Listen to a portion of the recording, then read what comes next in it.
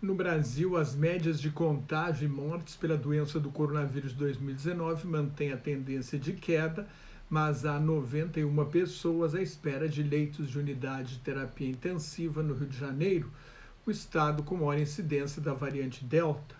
Depois de ouvir um dos fabricantes de ivermectina, medicamento sem comprovação científica de sucesso contra o coronavírus, a Comissão Parlamentar de Inquérito do Senado sobre a pandemia decidiu indiciar o presidente Jair Bolsonaro por charlatanismo, curandeirismo. O relator, senador Renan Calheiros, cogita incluir os crimes de publicidade enganosa e de homicídio no relatório final a ser encaminhado pelo Ministério Público.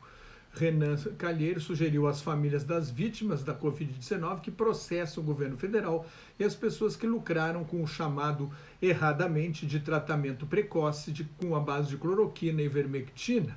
Os senadores suspeitam de um conluio entre o governo Bolsonaro, médicos e empresários que lucraram com esses medicamentos considerados inúteis pela Organização Mundial da Saúde, os órgãos reguladores da Europa e dos Estados Unidos e a Agência Nacional de Vigilância Sanitária, a Anvisa, aqui no Brasil. Nos Estados Unidos, 1 em cada 5 hospitais não tem vaga em UTI. No Texas, mais de 10 mil pacientes de Covid foram hospitalizados em uma semana. Os casos novos no Texas são mais de 12.400 por dia. 2 juízes decidiram que autoridades locais podem ignorar o decreto do governador republicano Greg Abbott, proibindo-as de tornar o uso de máscaras obrigatório. A Califórnia será o primeiro estado a exigir a vacinação ou testes semanais de Covid-19 dos professores e funcionários de escolas públicas e privadas. Mais de 80% dos professores estão vacinados, informa o Sindicato Nacional dos Professores dos Estados Unidos, mas outros funcionários escolares estão menos vacinados. As crianças estão entre o grupo mais vulnerável, porque ainda não estão sendo vacinadas as menores de 12 anos, daí a preocupação com as escolas. A maioria dos pais americanos é a favor do uso de máscaras nas escolas. O Centro de Controle e Prevenção de Doenças dos Estados Unidos está recomendando a vacinação de todas as mulheres grávidas. Os dados obtidos até agora não indicam nenhum risco de perder a criança.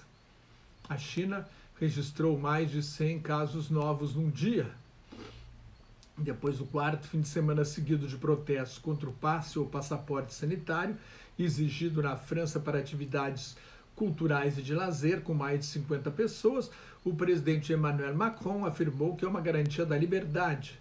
Nas ruas, os manifestantes gritam liberdade e igualdade, alegam que o governo está criando 2 categorias de cidadãos ao discriminar os não vacinados. Macron declarou que é uma questão de cidadania. Só existe liberdade se a liberdade de todos estiver protegida. A liberdade não vale nada se, ao exercer nossa liberdade, contaminamos nosso irmão, vizinho, amigo, parente ou qualquer um que a gente encontre num evento. Aí a liberdade vira irresponsabilidade, concluiu o presidente francês. Com mais de 22 mil casos novos por dia, nos últimos dias a França apertou o controle nas fronteiras. A França metropolitana vai testar todos os viajantes que chegarem de países com alto risco de contaminação. A situação é grave nas ilhas francesas de Guadalupe e Martinica, no Mar do Caribe. Com apenas 1/4 da população vacinada, as 2 ilhas estão sob confinamento. Na Alemanha, uma enfermeira que é contra vacinas aplicou uma solução salina em vez do imunizante. As pessoas da área estão sendo aconselhadas a repetir a dose, desta vez com uma vacina de verdade. O Uruguai, onde 75% tomaram ao menos uma dose e 67% completaram a vacinação, reabrirá em 1º de setembro as fronteiras para estrangeiros com propriedades no país e 2 meses mais tarde, em novembro, para os outros.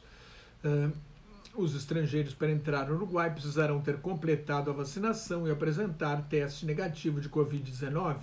A primeira-ministra Jacinda Ardern avisou que a Nova Zelândia vai continuar fechada até o ano que vem, dentro de sua política de erradicação total do coronavírus. No início de 2022, viajantes de países de baixo risco poderão ser dispensados de fazer quarentena na Nova Zelândia.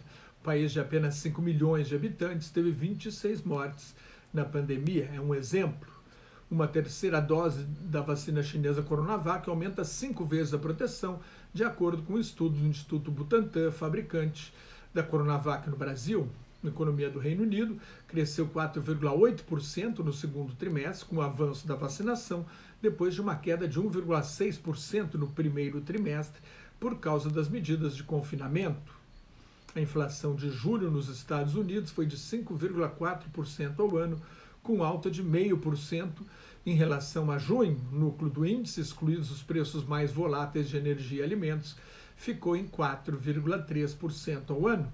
Mas o Conselho da Reserva Federal, a direção do Banco Central americano, não pretende aumentar os juros por enquanto. Espera que a inflação seja resultado do aumento da demanda mais rápido que o aumento da oferta e ceda quando o mercado voltar ao normal, depois de corrigir as distorções e os problemas causados pela pandemia.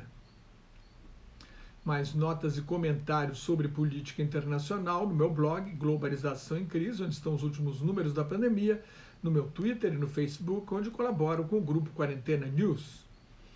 Cuide-se, a variante Delta está aí, fique em casa, se não tiver nada muito importante a fazer na rua, use máscara e mantenha a distância de pelo menos 2 metros de outras pessoas, se possível, quando tiver de sair à rua, higienize sempre as mãos, não perca a oportunidade de tomar vacina e muito obrigado pela sua atenção.